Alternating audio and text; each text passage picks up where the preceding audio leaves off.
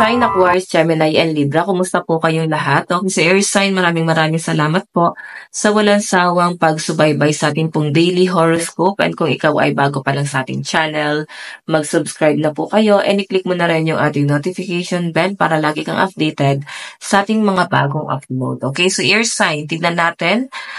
Okay, gabay, kapalaran po ni Air Sign ngayon. Air Sign, Aquarius, Gemini, Libra.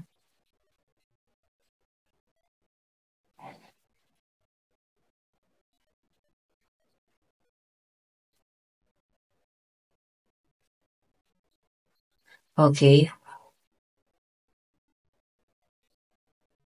Meron tayong Four of Pentacles. Meron tayong Knight of Cups.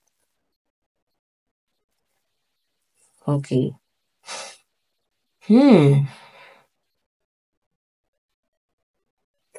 So, actually, sa pinapakita sa akin dito guys, ito guys, Four of Pentacles, parang pag-ano to, masyadong pag-control sa pera. Okay, siguro, mas nagiging matalino ka, mas magiging practical ka yun, no? Kung ano yung parang pag-uugali mo noon na siguro, hindi naman guys naging magastos. Kasi nakikita ko naman sa mga air sign, and yun naman talaga ang katangian ng mga air sign, matalino pagdating sa pera. Okay, sabihin natin na magastos, pero alam nyo kasi guys kung paano kukontrolin talaga yung pera nyo. And kung makita nyo guys, death and revert, so may pagbabagong nangyayari. Yung iba sa inyo, pwedeng nawalan kayo ng trabaho. Yung iba naman dito guys, parang kailangan nyo guys magtipid dito. Ayan, may mga tinitipid kayo, Four of Pentacles and Knight of Cups. So, sa pinapakita sa akin guys, parang magpapahinga ka, nawalan, ayun, nakakita ko sa inyo guys, nawalan ka ng stress, na-release mo na yan, wala ka na guys iisipin mga problema pa, kahit papano guys, parang magagaan na yung pakiramdam mo. Okay, kahit papano guys, magiging kampante ka na hindi ka gaya dati na parang ang bigat-bigat ng pakiramdam mo. Okay, yun yung nasasagap ko rito. Pero sa ngayon kasi guys, mas maayos. Ayan, mas maayos yung ginagalawan mo ngayon. Yun nga lang guys, eto ha, sabi natin na maayos na nga. Wala na nga ako nakitang stress. Pero I think parang masyado ka guys exhausted pa rin. Parang ganyan. Parang hirap ka pa rin huminga doon sa ginagalawan mo. Parang hindi eh. Parang talagang dapat solid na siya, na makakagalaw ka na. Ganun yung pinapakita sa akin, guys. Okay, so meron kang gustong i-pursue, pero hindi mo siya, guys, magawa kasi maraming distraction, maraming responsibility. So, nakikita ko, guys, mas magiging practical ka rito eh. Mas pagaganahin mo yung isip mo, mas magiging matalino ka. Knight of Swords. Okay, yan yung malinaw na nasasagap ko dyan. Air sign. Okay? Matalino kasi to guys eh. May alam tong si Knight of Swords. Okay? Titingnan natin new beginning to guys. So, kung ano ba yung nalalaman mo guys, I think mas i-enhance mo. So, pwede guys na parang meron kayo guys sa aralin or baka mag-aaral kayo. Nakikita ko kasi guys parang meron kayong i-enhance eh. Knowledge, I think magkakaroon ka ng expansion talaga patungkol dyan. Okay? So, tingnan pa natin guys.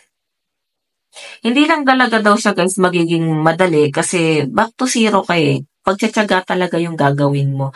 Pero makikita mo guys, unti-unti may outcome talaga. O tayo nagkakaroon guys ng outcome. Kahit paano guys, mas may oras ka, hindi ka stress. Okay? So, tingnan pa natin. Tingnan pa natin. Air sign, Aquarius, Gemini, Libra. Daydream. Kung sa relationship to guys, nahihirapan ka siguro guys sa connection niyo. Connection mo sa person mo kung may love life ka. So parang feeling mo di ka niya matulungan or hindi ba siya matulungan. Parang ganon. Tingnan natin.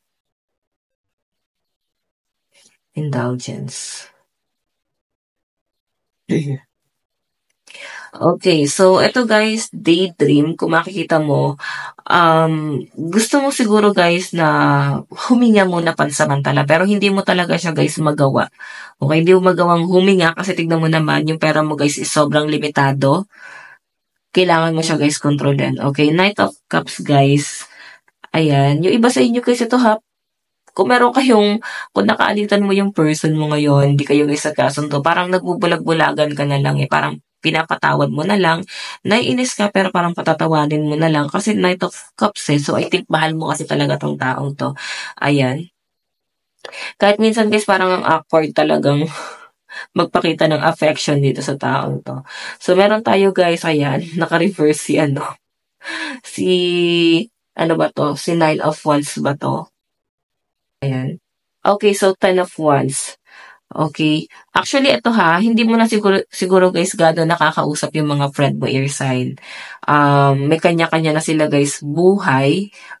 Kung hindi lang kayo guys magkakasalubong, parang hindi niyo pa sila guys makakausap. Sobrang busy na guys. Ayan no, sobrang maalala mo siguro yung dating ginagawa mo noon, yung kabataan mo na pala in-enjoy mo. So ngayon kasi guys hindi na siya guys katulad ng panahon. Totoo yung ano eh, yung kantang Kanlungan. So, yung iba dito guys na mga bata pa, nag-aaral kayo, enjoy nyo lang. Kasi totoo lang guys, pagdating ng araw na tumanda na kayo, mamimiss nyo yan lahat.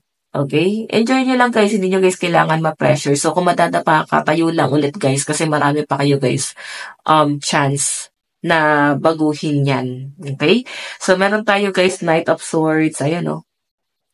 Nakikita ko guys parang meron kang inaaral, parang basahin na tao, ayan. May mga psychologist ba dito? So, or puwedeng part 'to guys ng talent mo, marunong kang bumasa ng ugali ng tao. Based lang guys sa parang titignan mo lang siya, gano'n. Parang alam mo na agad kung anong klaseng tao sila. Okay, so tingnan pa natin. Parang nabalibaliktad ko yung card. Okay. So, nasabi ko na ba, lucky number mo 61, 9, 47, and 24. Meron tayong Six of Wands. So, parang ano, ayan 'no, sinusulat mo kung ano yung mga plano mo, ano yung mga gagawin mo, saan ka magsisimula, okay. Meron tayong Nine of Wands.